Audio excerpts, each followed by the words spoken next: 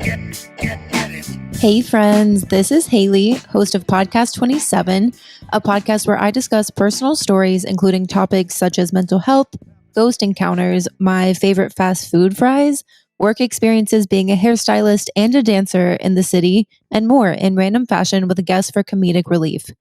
But most importantly, you're about to listen to one of my new favorite podcasts, 20TIMinutes, with the one and only amazing and hilarious host, Tim McCarthy. Bye! What's up, my party people? Episode 16 of 20TIMinutes. I am your host, Tim McCarthy. This is my 20-minute podcast that focuses on mental health with some humor. That introduction was done by Haley of Podcast 27. Like she said, she is also focusing on mental health through her podcast, which is why we linked up. Met her through Twitter with a gaggle of other podcasters that we chat and come up with ideas and all that stuff. Me and her are also Chicago Tony V stands, big fans. We're hopefully going to get adopted by him next year. That guy is a riot. So we share a lot of conversations about mental health and Chicago Tony V and how Chicago Tony V pretty much cures our mental health.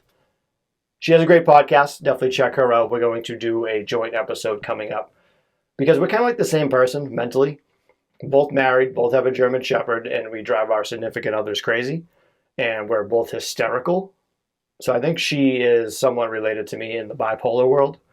So she's my bipolar sister. But check out Haley with Podcast 27, Forever 27, right? That's what she said. Podcast 27. So that podcast is going to be forever. Never going to stop. Never going to stop. But welcome back. 20TIMinutes. Thank you for rocking with me. 16 episodes in. The number 16 is my birthday, January 16th. So that's another number I kind of don't like, but I have to like. So 16, welcome, episode 16. I actually just got my COVID shot, the second one, the Moderna, because I just realized there's two different ones because I don't pay attention to the news. So everyone was like, which one did you get? I was like, COVID light? I don't know. Like, what is the difference? But I got super sickish for the second one. I felt like my body had the flu, but I didn't. My wife, Lindsay, got super sick. She was on the couch for a while. I just felt like I was hungover without drinking. But if you get that shot, make sure to take an extra day off. I still have a little bit of side effects from it all, and my head is just bumping. And I'm already sweating, but I figure the sweating is coming from this room. And I was also thinking, come the summertime, I don't know if I'm going to be able to record in this room because it is so hot. So I have the cat closet, but downstairs is the den where the dog stuff is, the dog den. So I might have to upgrade from the cat closet to the dog den come summer. So keep an eye out for that. So if you see a different background, if you watch my YouTube video, you'll know why. But the COVID feeling definitely is a thing I don't know how I feel overall. I took the shot. And hopefully everything kind of turns out right. I was talking to my buddy last night. It's like, when do you think we're going to stop wearing masks? This year or next year? And we were like, probably next year. But even then, it's like, I think this is going to be a thing that goes on and on and on. Either way, mask or no mask, winter is slowly coming to an end. We are entering March. And I'm super excited about it. But March is one of those months that kind of get you because you're like, you know what? It's going to be nice soon. It's going to be real nice. But then March is like, nope, we're going to hit you with some snow, probably some 20 below degree weather. We're going to get you. It doesn't start getting real nicer until April. Once you get to April, you're like, okay, we got this. Back in 1995, we had a huge storm out here, and it was on April Fool's Day. So obviously the news and the newspapers had a field day with that. We didn't see it coming, so we had a huge snowstorm on April Fool's Day. And we were had by Mother Nature, let me tell you. I'm glad the snow is coming to an end. The snow and the weather is not good for me and my mental health, which I've been pretty open about. But then I realized I was talking to my therapist recently, and I talked about how I realized just then when I was talking to her that my seasonal depression didn't hit me so early. Well, it didn't really hit me at all this winter as bad as it used to. In February, I was talking to her, and I was like, wait. I was like, I usually get super depressed in November. And I'm so proud of myself. And I told her that I made it this far without not even realizing that I had to worry about my seasonal depression.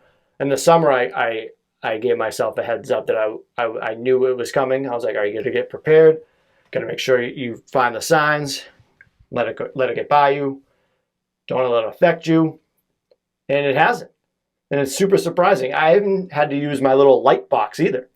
You know, the little light box you turn on to make yourself feel better with the fake light? Didn't even have to bust that out yet. And we're in March right now. Like, Barry Horowitz, pat yourself on the back. Very proud of myself, how well I've been doing. And it's not just because of me, my wife, my friends, my family. Definitely helped me out with that. This podcast has helped me out super with my mental health and just staying busy, especially in the whole COVID world where we don't really have much to do. This has been a great hobby for me, even if I don't have a lot of listeners or fans. I do it for myself. It's been so fun. And the fact that it's been helping my mental health is even that much better. And again, we always kind of say it's kind of weird to feel proud of yourself, to say it too. Like, you can feel it, like, oh, I'm so proud of myself, but to say it out loud, it kind of feels whack in a way. Like when people see, I feel still sick from this COVID thing. When people are like too positive, it kind of feels lame, but it shouldn't be. Like, people that are negative or make fun of people that like is quote unquote funny. Like, why is that? Like, I should be able to be like, oh, I'm so proud of myself. And I am. Like, I don't care about that anymore because I am proud of myself, of what I've accomplished, what I've done, where I see where I am, where my therapist pointed out where I am from when she saw me. She's listened to the podcast. She laughs at what I've done, and she was like so proud to see how far I've come. So it is good. So props to me, making it through winter almost, coming in the final stretch. I can't wait for the summer. I have zero plans, but I would rather sweat outside than sweat in the cat closet. Let me tell you. Went out with friends last night. Did some axe throwing. Axe throwing's pretty sweet. I want to go to one of those like smash rooms where you go in and just smash things in a room with like a baseball bat, and you have like photos of like things you don't like, or like you break up a fax machine, like it's office space. We got to find one of those. I got to do an episode in the smash room.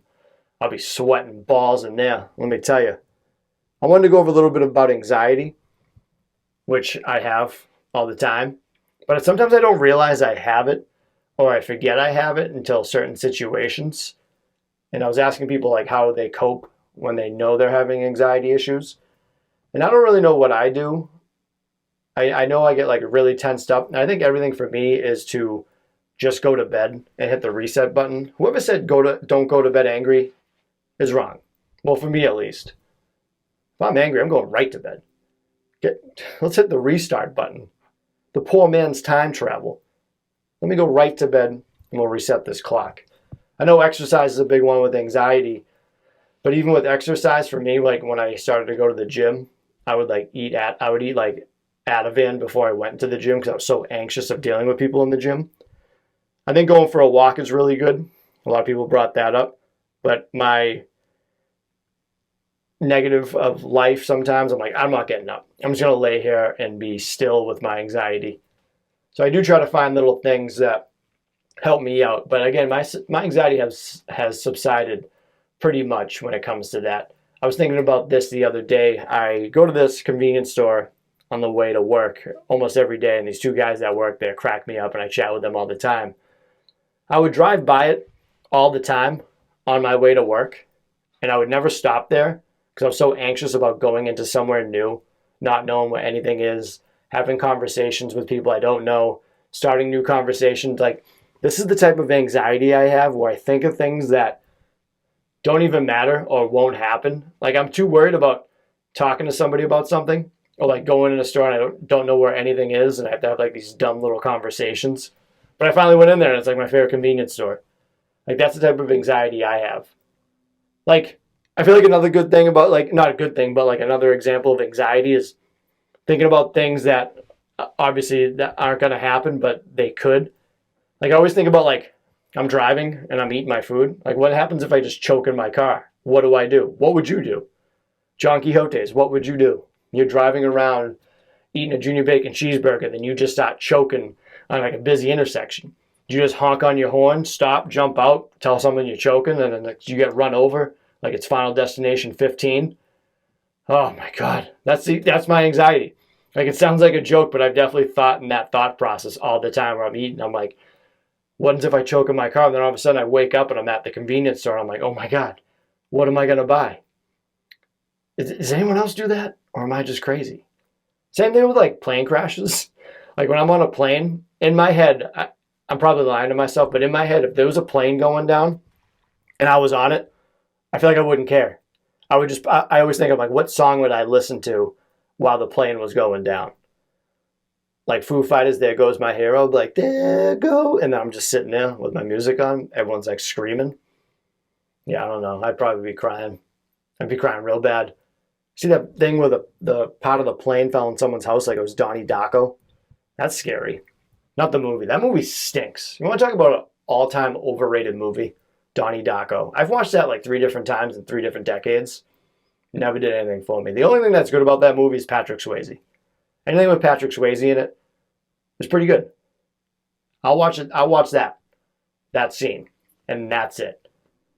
But again, I was asking other people what they do, and I feel like a lot of coping mechanisms people have is like exercise, their medication, and sleep. For me, my medication does help. Sleep obviously helps, and exercise when I can pull myself to go do it definitely helps. But I would love to hear from other people's perspectives of what they do to help their anxiety. I know a lot of the times like going out with big crowds is a big one, even though I don't like that anymore. Unless I'm with my friends. If I do it by myself, I can't handle it. But if I have like a crowd with me, I can handle it. I don't know why that is. I feel like because I have like a team with me and I'm more team oriented than being like a solo guy, even though I do a solo podcast. I like having a show with me because I obviously love to entertain people. So if I have like a group of friends that I'm with, I feel 10 times more comfortable than I would be by myself. So I had a blast last night throwing axes. I'm pretty good with the axes. I want to get one made up in my backyard, but probably won't because I don't know how to do anything handy. Lately, a lot of people have been saying a lot of nice things about the podcast, which is super nice, especially when it comes from random people that I don't know on the podcast. Like on Twitter, we have a lot of friends and stuff that will tag each other and say like, oh, you should listen to this, you should listen to that. And I get a lot of those, and I'm tagged in a lot of them, and I know most of them, but then there's some that I'm like, who is this person? Just a random person that I don't know will shout out my show and say how much they enjoy it. And it's so cool because I don't know who they are. So if you listen to this show and I don't personally know you, please say hello because I need to know who listens to this show that I don't know because I'm so intrigued by that. And it is so cool. And if you have said nice things about this podcast, I'd never forget it. I actually, is it vain? Would I be vain that I do this? That I screenshot everything that someone has said nice to me about the podcast. Is that even a sentence I just put together? Anyone that has said something nice about the podcast, I will screenshot it and keep it in like a little folder on my computer. Because it's just so cool to have that someone would take the time out of their day to not even listen, but to be like, hey man, I really enjoyed your podcast. And I'm like, shit, that's really cool. Like my friends over with Gamers Watch, the Gamers Watch crew, the Gamers Watch podcast, the video game podcast, they shout me out on their recent episode saying a lot of nice things. So if you're a video game geek, go listen to them as well. But yeah, my friends over the pond, a lot of British people I love. The Brits and the Australians I'm always up with because I work overnights, so I'm always chatting with them. Top tier accents, let me tell you. People not make fun, but people love the Boston accent or make fun of it. I'm sick of it, obviously, but the Brits, the Irish, the Australians, top tier accents. Can't get enough of them. Another thing I noticed with mental health, seems a lot more popular and talked about in England and the UK. Every time I run into one of these podcasts or one of these people on Instagram, they're always from over there. And I don't know if they just have better people like, what is it, like advocates that talk about it, or if it's not too taboo out there. Because over here in the States, it seems like it's a little like tough to deal with, but I feel like everyone's just so open over there. Unless they're the only ones doing podcasts, and there's like a handful of us over here, but definitely want to get to the bottom of that. So where are all my Brits at? Holler at your boy. I appreciate you guys always saying something nice to me, but let me know.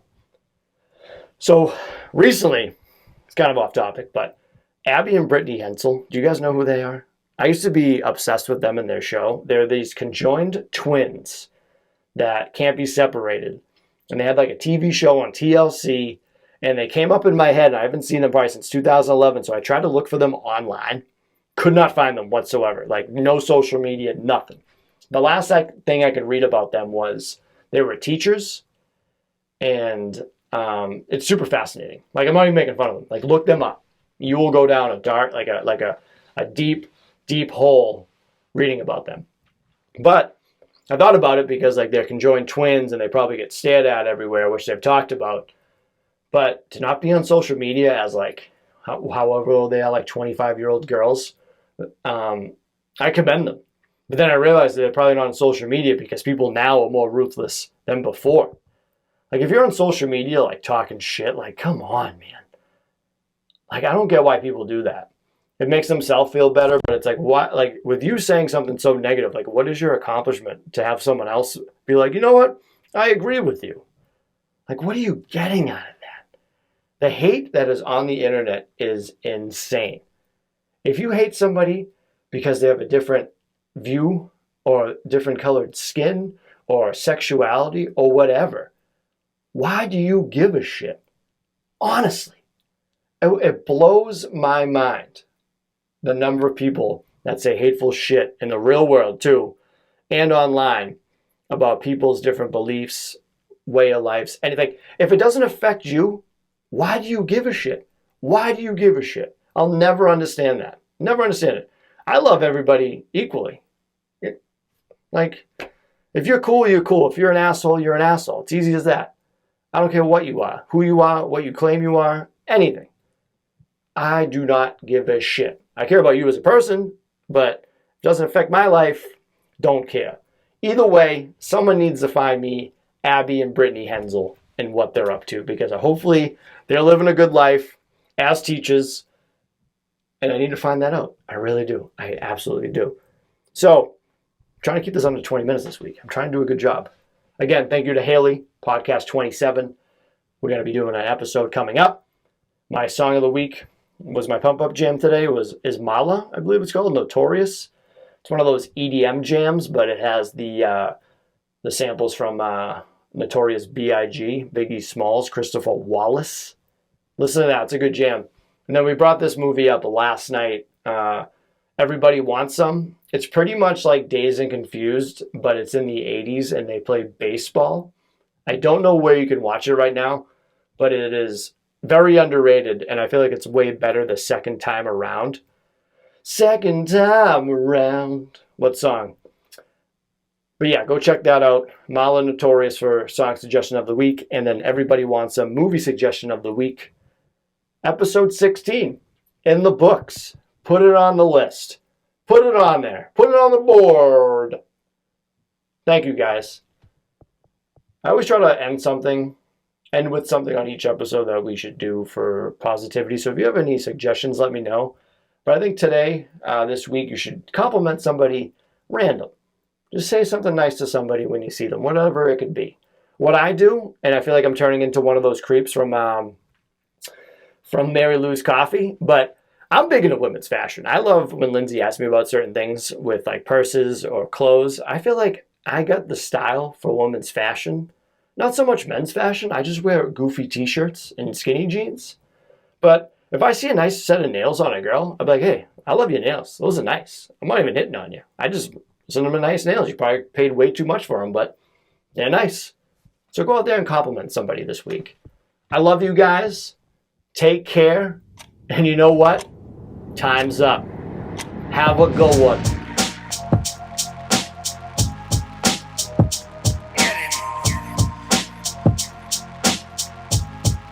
This podcast is not intended to be a substitute for professional medical advice, diagnosis, or treatment.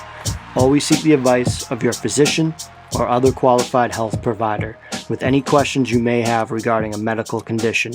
If you are feeling suicidal, please dial 911.